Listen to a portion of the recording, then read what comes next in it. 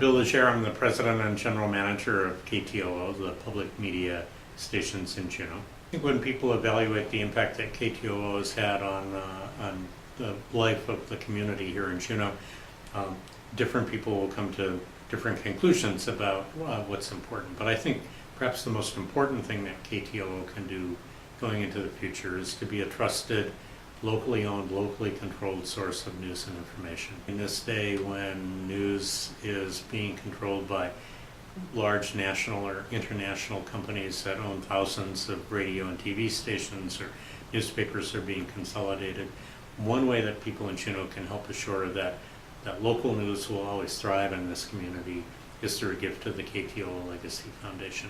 I was here when we created the KTOO Legacy Foundation, and the vision of the people who put it together at the time was to assure the long-term viability and sustainability of KTOO for generations to come.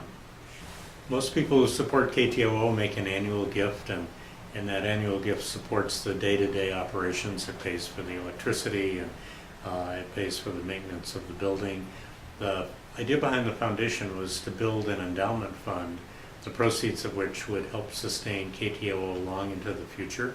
So the goal of the foundation board currently is to build $1 million endowment, and at some point in time to use the proceeds, the earnings of that permanent fund for KTOO to help support future projects, special projects, new initiatives, and expansion or growth of KTOO into the future. So it's different, but as important as the annual donations that people make during membership drives.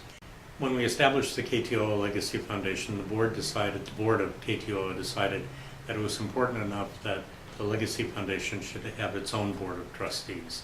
So there are 3 directors who are selected by the main KTOO board, whose only responsibility is to encourage and help the KTOO Legacy Foundation Endowment Fund grow. The board made a decision a number of years ago to have the funds invested through the Juneau Community Foundation as part of their much larger pool of charitable contributions in Juneau.